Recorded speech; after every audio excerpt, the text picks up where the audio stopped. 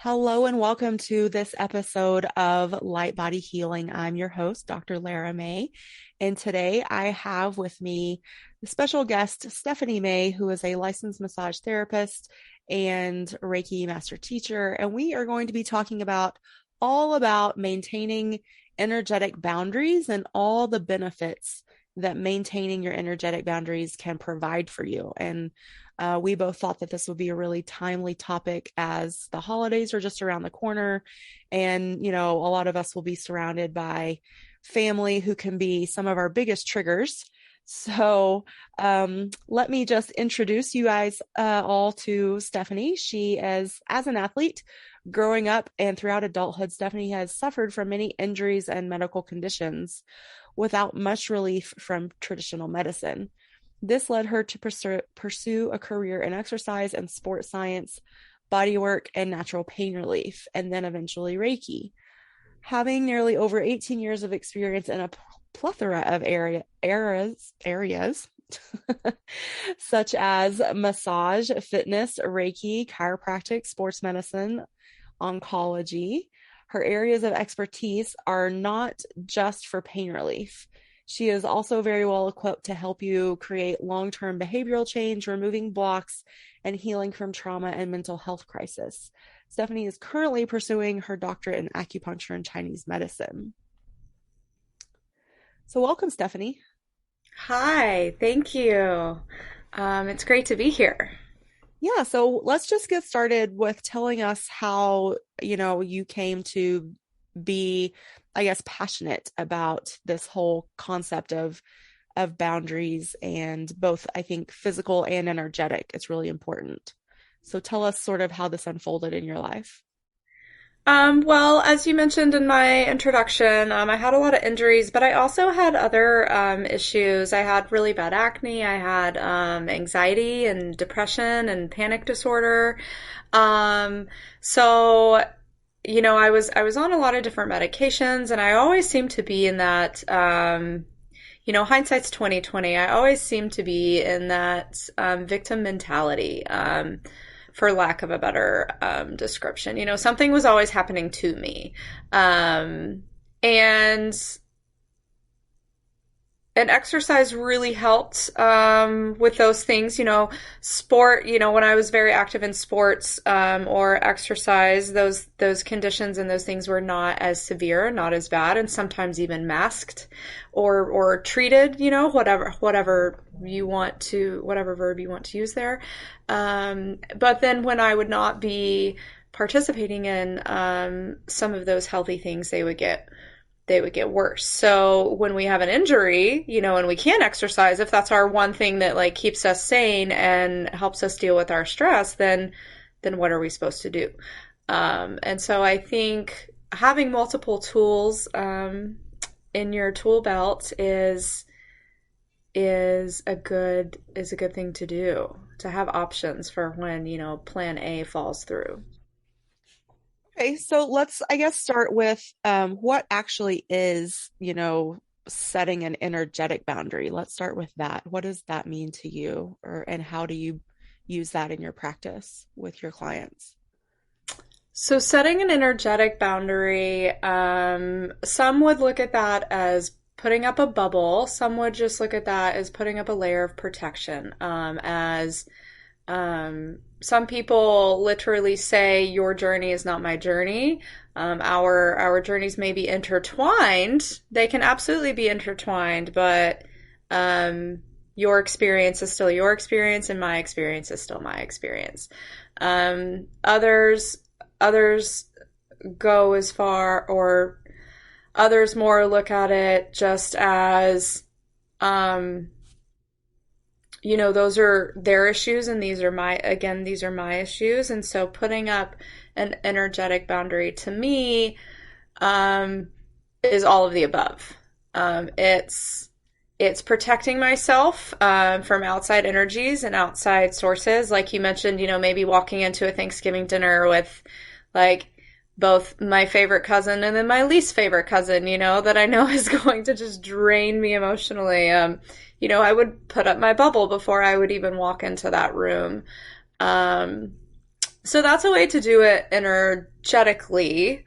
I think there's also something to say for mentally and spiritually putting up boundaries, um, and just and not letting people project their issues onto you. And can you control others' behavior? No. Will they still try to do that? Sometimes, absolutely. But whether or not you own that, whether or not you take that on, is up to you. And so I think part of boundaries is also, no matter what people are throwing at you, making that choice and knowing within yourself, like, that's not on me. I do not own this. And not taking on the burden and the weight of the world, and not taking on that mentality of, oh, woe is me, and just downward spiraling with all the places that could go. So it's very much setting up, to me, I'm hearing like an intention, like being deliberate with your intention. Yes. So, which is so powerful. And I think sometimes that's even taken for granted because it's so simple. But it is very powerful because you are setting the stage. You are, again, like making an agreement both with yourself and even, the universe around you to, like you said, to, in your words, you said not own it. I think also a good way to say it is like not necessarily to prevent yourself from making an energetic investment or leaking your energy or allowing others to drain your energy. We all of these things are choices and we have that power. So I think this is a big empowerment topic, which is why I thought it would be, really helpful to talk about this in light of the holidays coming. But, for every day of the year, really, is Not give being, away your power. yeah, not giving away your power and knowing that it's okay for you to, make choices that are healthy for you. Because when we do that, we respect and love ourselves enough. And then we show up brighter and better in the world too. So I think, sometimes in our culture, there's, the whole like self-sacrifice, martyrdom, service, like service to a fault almost. And that's actually not service when you're giving so much of yourself that now you're depleted or you're angry or you're emotional or, any of those things. And so, Massage really helped me learn that when I became a massage therapist, and I evolved from personal training into sports medicine and then in massage. It was, you know, I could work out all day long, to an extent. Um, as long as I'm not doing the heaviest weights in the world, if I'm just showing clients squats all day long, I could do that all day long. But when it came to, lifting body parts and doing this work, it wasn't just physically draining. There was a lot of transference involved in body work and massage. And so that there were days that like if I had a patient come in that was having anxiety, and at the end of the day I would be having anxiety, I would have absorbed their anxiety. And because I also found out I was an empath, the hard way. So when I say like don't take things on, it's not necessarily just dismissing, saying, oh, that's not my problem. It's just a matter of intentionally, not taking on someone's anxiety for the sake of your own self. Because at the end of the day, you cannot pour from an empty cup. You have to take care of yourself first and foremost. And I think being a massage therapist, in addition to the mental health struggles I had throughout my early years, was the thing that taught me that the most, how important it is to protect my energy so I can sustain myself, and to keep my power so I can sustain myself. mm-hmm, absolutely. Because also it's, hmm,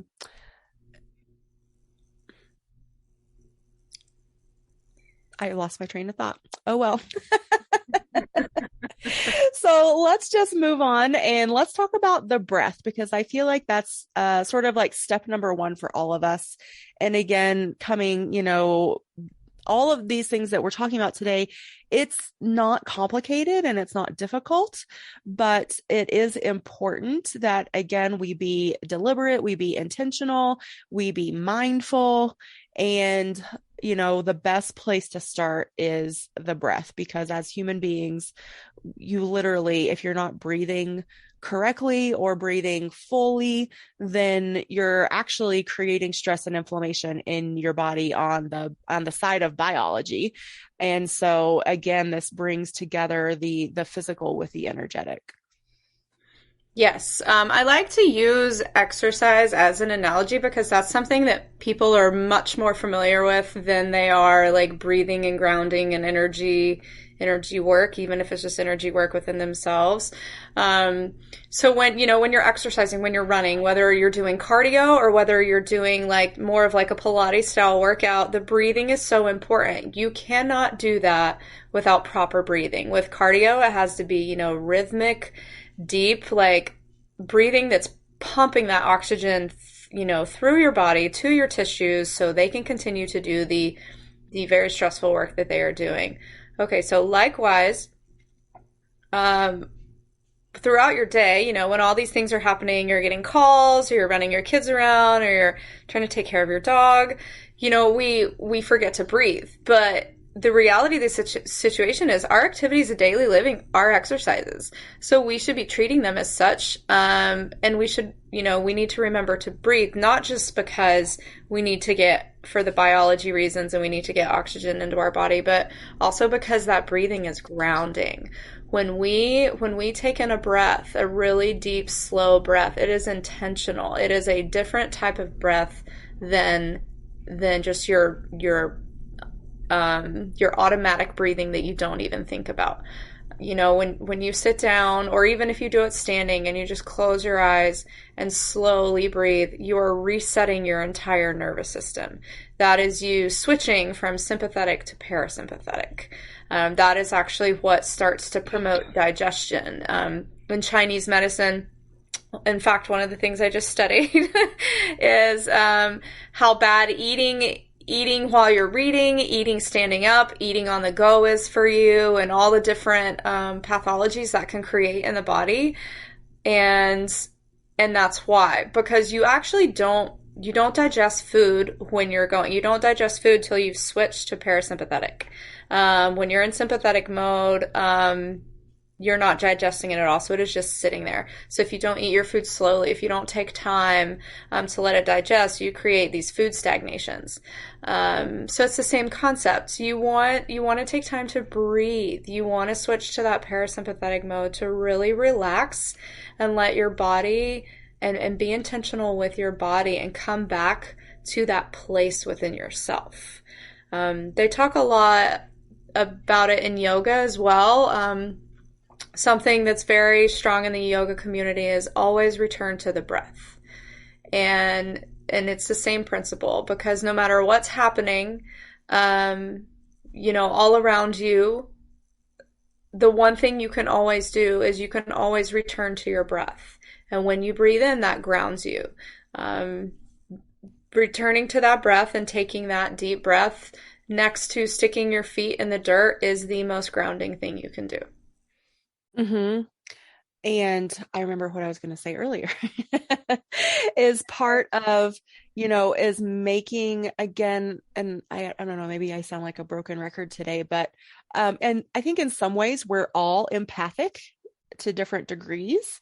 And so whether we're, aware of it or not, or I think it's actually, if we're not aware of it, then we're still taking on people's energy. And so it's really about that awareness. And so also bringing that awareness to your breath, like you talked about, and allowing your body to go into that rest, relax, and learning to sort of just tune back into your body with the breath, because that brings in that awareness. And just notice yourself. The reason they say that in yoga is because when we're moving through, the asana, the postures is, it can bring up stuff for us. It's, ooh, is this uncomfortable? Am I judging myself? Am I comparing myself to the person on the mat next to me because, oh, maybe my chaturanga isn't as pretty as that person over there, or or wow, they make it look so easy, and like I'm over here, like wobbling and falling, and and it's when you're wobbling and falling and doing all the things that are the imperfect part of it that's even more important for you to tune back into that breath, because that's the awareness, and that's where sort of that the healing and the magic takes place too, because you're also prompting yourself hopefully to reset and realign, or be gentle with yourself, all of those things. Right. Because when we're running through the woods in sympathetic mode from the tiger, we're not processing anything else. We're not slowing down. We're not thinking. We're not looking at patterns. We are just thinking, go, go, go, survive, survive, survive. So our body has to eventually, once we've outrun the tiger, we have to get back to that place of processing of, okay, like we can't just go hard all the time and not and not slow back down, because that is where we learn. That is where a lot of our physiological processes happen. That is where our energy comes back. So think of it as if when you breathe in, you're literally pulling your energy back into you. When you're running around all day, it's just going out, like fireworks, like over here, over there, everywhere, like energy's all over the place. And then when you finally stop and you take a breath, you lasso that energy back in and you pull it back into you and you connect back with yourself. Mm-hmm. Yes. So I think it's also, we need to talk about how this breath can also help us remember that we're safe, or can help us so sort of, because sometimes I think also too, when we're triggered or we're in fight or flight or we're in the go, go, go, we also pop into this. It is sort of like a fleeing or a running away from energetic space. And I'm just going to keep going with this whole yoga mat analogy since we're on it. And I think it's working for us really well right now. Is that, part of that is, when you come back to the breath, when you recenter, then it's also a good time to remind yourself, I'm safe. I'm here. Like there's nothing chasing me. I don't have to run from anything. No one's yelling at me or asking for something from me, or, any of those things that come up throughout our day. And it's just, again, it's because I love this saying, it's not about being perfect, but it's how quickly you come back to your center and again, the breath literally is in the center of our body. And we bring it in, like you said, bring your energy back. And then with our intention, we are also able to distribute it. And so this is sort of like where the grounding and the energetic protection comes in too, because we get to choose, where does it go? Does it go around us in a bubble, like you said, or does it go into the earth, or does it go up and connect to your higher self and your angels and your spirit guide team, or source, or whatever your practice is. So all of those are deliberate energetic choices that then lay the groundwork for you to go forward in your day from there with intention that will then help you manifest all the wonderful things in your life that you're wanting to bring in, because you've created that set point of alignment and stillness, right? Yes. Yes, and and a good thing also about feeling safe is one of the other things, returning to your breath and grounding does. That's typically the first few steps of a meditation practice. So you could think of it as a meditation in a way in its own. But what that does when we're breathing, when we're grounding, when we're meditating is it also keeps us the observer. So it keeps us out of the immediate drama, so to speak. It keeps us out instead of, in the middle of this situation in chaos, we're out and we're seeing the forest despite the trees. We're seeing the bigger picture. We're seeing all the things going on, not just the situation that we're in. We're also seeing the situation next to us and the situation over there. And that is, I think, when you're able to, and I say this lightly, get out of your own head, and you are able to see the bigger picture, and you are able to stay the observer. That helps you feel safe. That helps you know, like, oh, okay, like that, like maybe that, that was just in my head, because look over here and look over here, like all of this is divinely planned, and this is actually okay, and nothing is chasing me, and everything's fine. I'm just in yoga class. I don't need to be worrying about the person next to me, or comparing myself to them. Like, this is fine, this is okay, this is good for me. Yeah, like this is my time. I'm doing this for myself, for my health, for my well-being. And also too, like it's a practice when you said like, getting out of your own head. It's not something that we are taught, unfortunately, and I hope it's changing, that we're teaching our children to do this more. But I know, for a lot of us, we weren't taught this as kids. And so it is a practice of relearning. And Absolutely. so be gentle with yourself, and just, see what comes up and see what you can learn about yourself. And then, because when you take that time, also, you get to choose, like, oh, is this something that I want to keep about myself, or do I want to change it? Because we all have the power to change, also. Like, nothing is predestined, so to speak, but it does take awareness and choice if we do want to change something about ourselves, or in our lives, or in our environment, or all the various types of relationships too.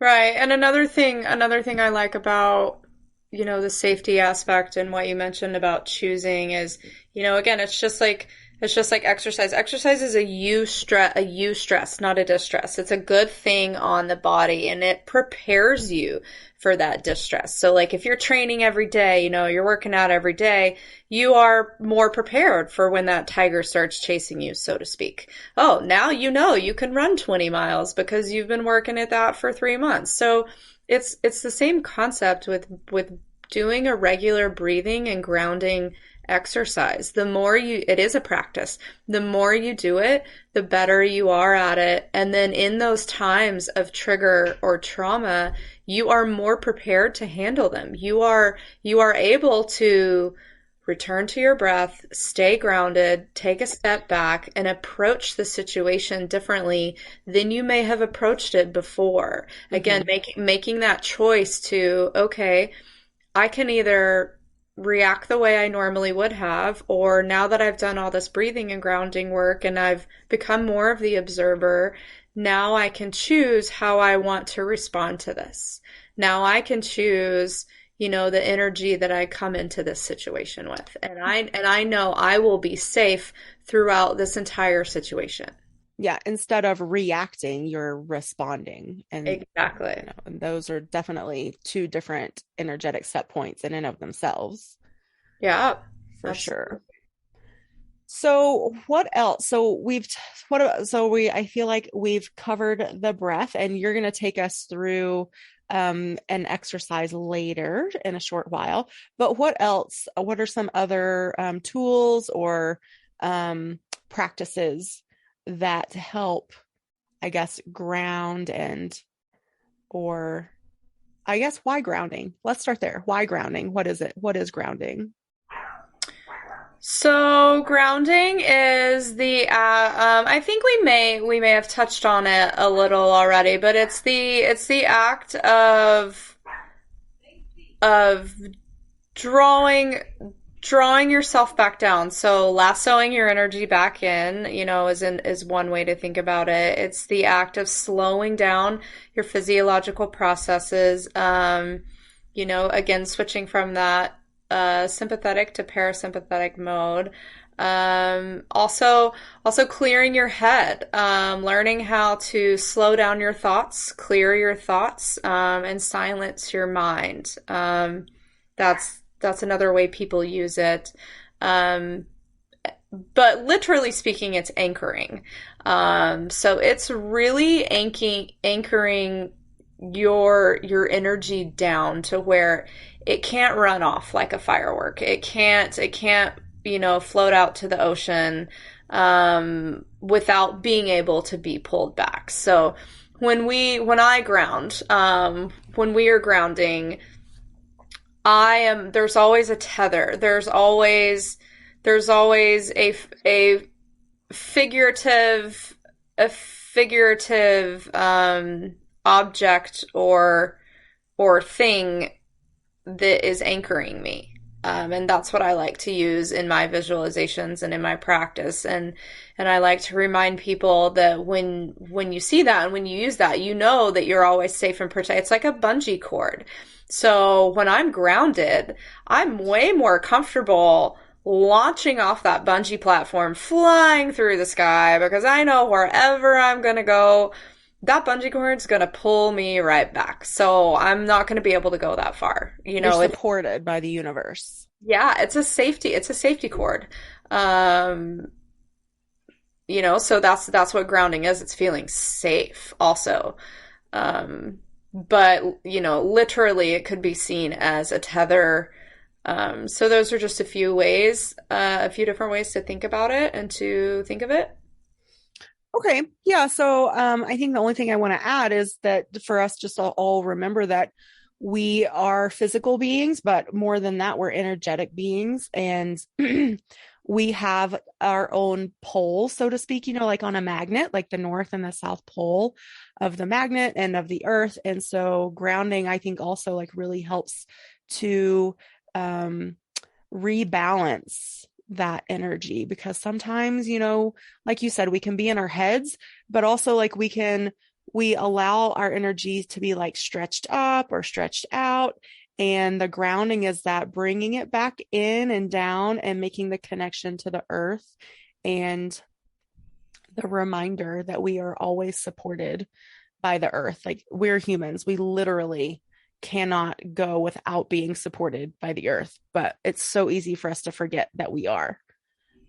Yes, and that's why next to breathing, the most grounding thing you can do is physically taking off your shoes and sticking your feet in the sand or the dirt or in the grass and connecting with the earth. That's why you do yoga without socks on. Mm-hmm. That is, there's something to say for people that, walk around barefoot. That is the most grounding thing you could do, laying, sitting, standing, and physically connecting your skin to the earth. Mm-hmm. Mm-hmm. Excellent. All right. So, what are some other resources? Are there more resources for grounding, safety, protection, energetic boundaries? Um, how do you suggest people go about it? Yeah, so another thing I like to add into my grounding is also putting up my protective bubble, my energy bubble. So when I'm breathing and I'm grounding, I'm pulling myself, back in and down and really anchoring, you know, um, my energy and trying to stay the observer, and trying to clear my thoughts. But then when I put up my bubble, that's more for protection. That's more for keeping my journey, and this person's journey, this journey. So that's more for protecting myself against all that transference, Mm-hmm. and taking on all these emotions and energies of other people, that would just, drain me dry like a vampire if I were to not put up my bubble. If Um, you were to not also be aware, because I think that's the other thing too. I think even with our intention, we can even stop that energy leakage with sometimes even without a bubble, don't you think? Right, and the bubble is definitely figurative. It's definitely an intention. I'm a visual person. I like visual analogies. They work for me. They work for a lot of people, but for others, yeah, instead of the word bubble, just think of your intention. Your intention is to put up a layer of protection, whether that's a blanket, a bubble, whatever you want to choose, but it is a layer of energetic protection from the energies that surround you. And it helps keep your energy grounded as well because it keeps it from, being absorbed or sucked away by other people. Mm, okay. Excellent. Okay, so do you want to take us through an exercise now then? Sure, I can absolutely do that. Shall I play some music too, or just, If you have it set up, sure. Yeah. yeah, I can pull something up real quick. Just give me one moment. I'm not sure how the sound will come through on this. Everybody, while she's doing that, just go ahead and take a comfortable seat. If you're driving, please just listen and do not close your eyes and please stay present. Yes. If you are driving, keep your eyes open and stay present. All right. For those of you that are not driving or operating heavy machinery, go ahead and close your eyes. Like Lara said, get comfortable. And just start to be aware of your body and of your breath.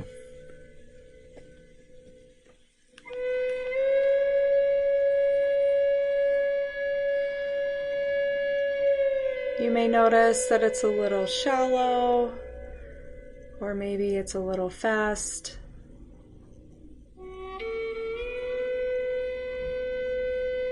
You may feel the urge to control your breathing, but for now, just feel it. Just see what it's doing. Just tune into it.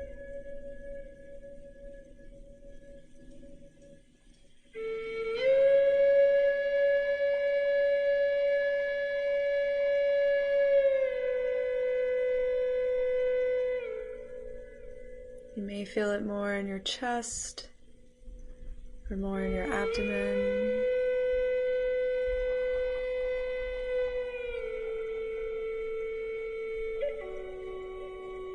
Or maybe you actually feel it somewhere else in your body. Maybe every time you breathe in, you're more aware of your shoulder or your knee.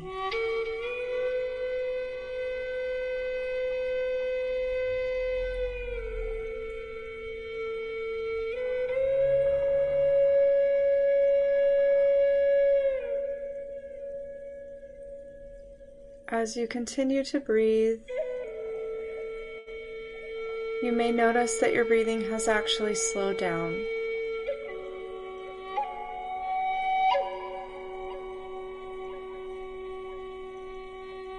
And now, let's slow it down even more. Take a big, slow, deep breath in. And hold it at the top. And exhale.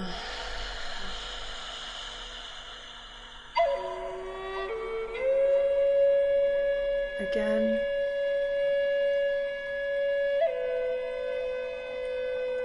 Hold it at the top. And let it out.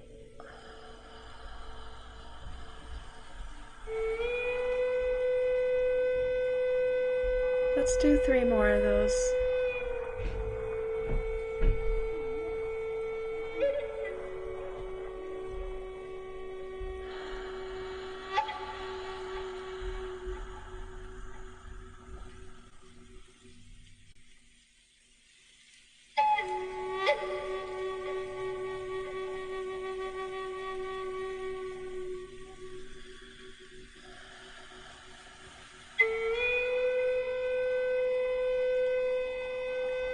As you continue to breathe,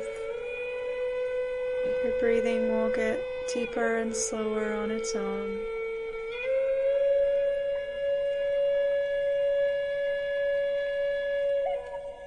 And it won't be so forced.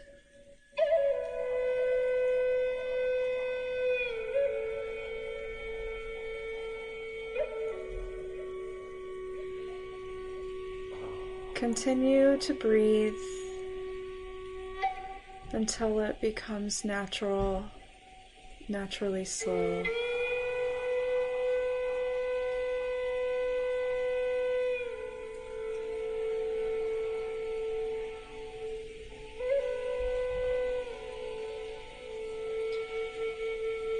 While you're breathing, imagine there are roots, just like tree roots that you would see in the ground, coming out of your feet. Now they're even coming out of your ankles, your lower leg, and your knee. And they're growing into the ground, deep down into the earth, layers into the earth, wrapping around rocks and other structures. And these are so deep in the ground that you cannot possibly escape, but in the most positive of ways. So wherever your energy is to go from here, you can always rely on these roots to pull you back in.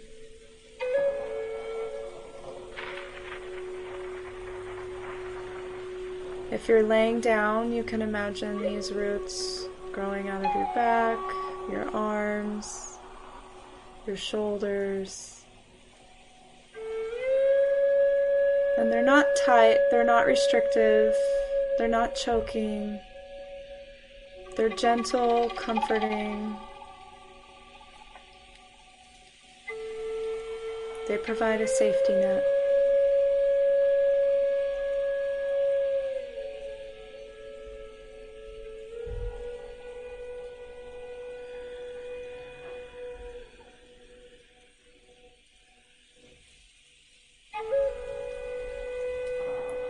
Continuing to breathe, think about your crown and your head. And when you breathe in, it may start to tingle a little. And as you exhale, feel the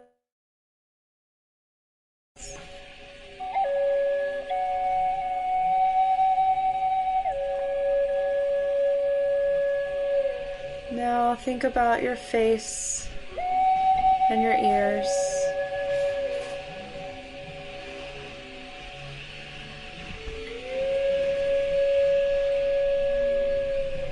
Feel the tingle and then feel them release and relax.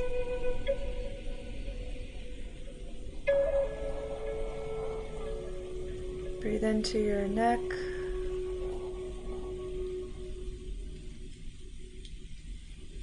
And relax all the tension in your neck. Moving down to your shoulders.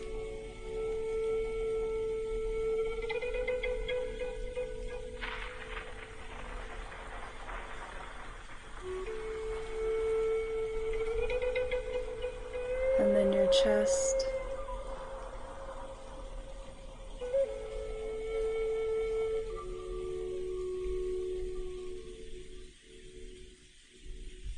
And then your arms.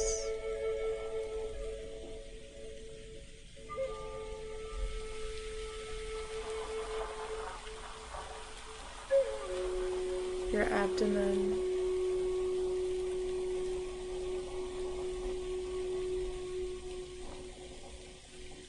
Your hips.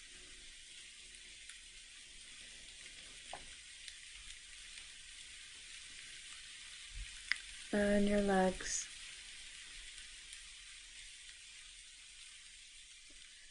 And finally, breathe into your feet.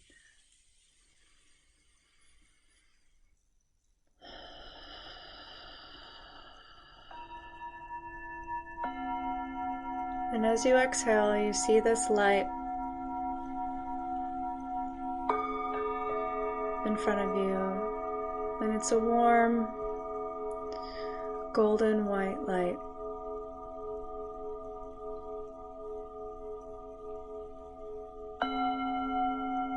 And you see it start to grow and get bigger and bigger, surrounding you, wrapping you up like a blanket.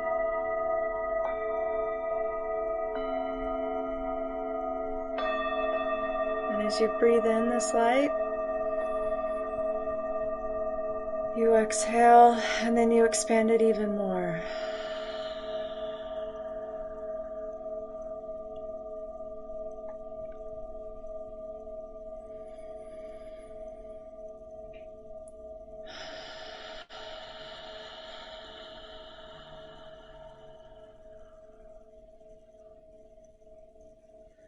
Imagine this light is surrounding your entire room now. And then your house or your building, your block, and your entire town.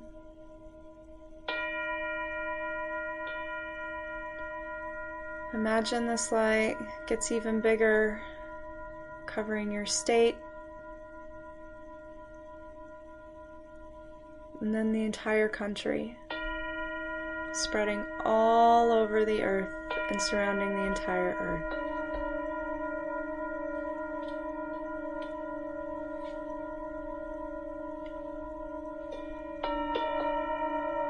Feel its warmth. Feel its protection. Feel its safety.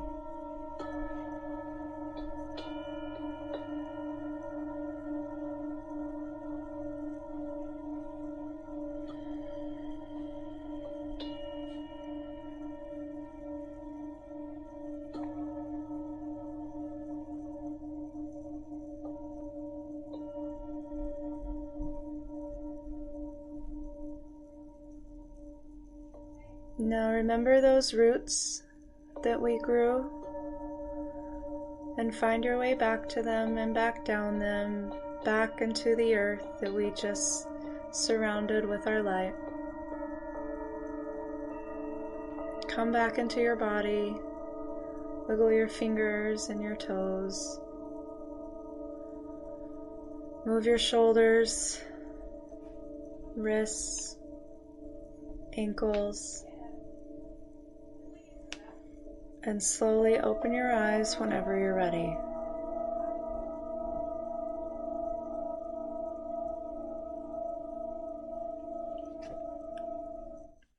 That was great. Thank you so much. You're very welcome. Thank you. That So, was what I needed today. yeah. So tell everyone where we can find you, work with you, find any and all of your material out there. I've actually now I am online, but I actually have a physical space now that I've just opened. I've opened up an integrative wellness center, and it's a collective of healers. It's called the Center for Integrative Wellness. So I'm running my business out of that, but there's other practitioners there. And you can find those. There is a Facebook page for that. And the Instagram for that is at Steeps to Sands. I can put that in the chat. It's STEEPS, the number 2, SANDS. And then my personal training and body work Insta, if you want more information on that or any of my 12-week transformation programs, is Integrative Bodyworks, and that's integrative_bodyworks with an X. That is also a Facebook page as well. Those are the primary places you can find me. On those pages, there is an online booking link, or you can just book a free consultation call directly through those Instagrams. And I have a website as well, but I don't use it that much. That one is mixedbodywork.com. Okay, that sounds great. And what kind of services are you offering here at your wellness center? Well, as we know, I'm a personal trainer, a massage therapist and body worker, a health coach, and a Reiki master. So we're offering all of the above, and that includes a lot of stuff within that, because I do offer, corrective exercise programs, pain relief. I do Reiki there. I do trauma healing, and so a lot of integrative services in one. We will also be offering, though, functional medicine. That will be remote. Um, Actually, that will be one of the services you will be offering there, Yes. if I am Yes. correct. Yeah, so Stephanie and I work together. We offer global healing meditations and activations as well. Currently, you can find a replay of that on my YouTube page, which is Dr. Lara May PharmD on YouTube. And so if you want to take part in the global meditation, that energy can be accessed and sent out to the entire globe anytime. And so, yes, I'm excited to be able to offer my functional medicine services at the Wellness Center also. The Wellness Center itself is in Pacifica, California, and I am currently in Truckee, California. So that's why the services are remote from my perspective at the moment. So that was one of my dogs saying hi. Yeah, so I have a few 12-week transformation programs I'm specifically focusing on fitness for mental health, metabolic makeover, freedom from chronic pain, and then I just have a core stability and flexibility program. So it's similar to it's like a pre-yoga program for Free people that yoga. yeah, for people that aren't familiar with core stability or in terms, it basically gets your body, some people that want to take yoga, but they're not even comfortable going to a beginner yoga class yet, or feel they don't even have the foundational strength to do that. So it's really just a program focused on increasing your flexibility with scientifically proven methods, but not to the point of being Gumby, to maintain structural integrity, and to prevent injury and to keep your core strong. Mm-hmm. So we accomplish all three of those things in that program. That And sounds Hayden likes it. for all those out there who don't know, Hayden is one of my puppy dogs. She's a red bone coonhound. So, and the other one you're hearing singing is Evie, who is a blue tick plot hound mix. All right, so we're finishing up. Again, my name is Dr. Lara May. Thank you for being on the show today, Stephanie. I really appreciate your time and all the information and the guidance and the exercise and your expertise. And if you are wanting to work with me, again, you can book that through Stephanie's website or even my own. Mine is drlaramay.com. And there you can find the energy healing sessions that I offer, as well as functional medicine. And I have a group healing and coaching program called Sacred Self Holistic Health Mastery. And that is a 9-month group coaching program where we dive deep into healing inflammation in your body and also integrating that with energy healing practices so that you can really create lasting change and practices that suit you in a really powerful way. So, yeah, anything else before we finish up, Stephanie? No, thank you so much for having me. It was exciting to be here, and I look forward to eventually doing this again. Yes, thank you. All right, everybody. We will see you next time on the Light Body Healing Show. Bye. Bye.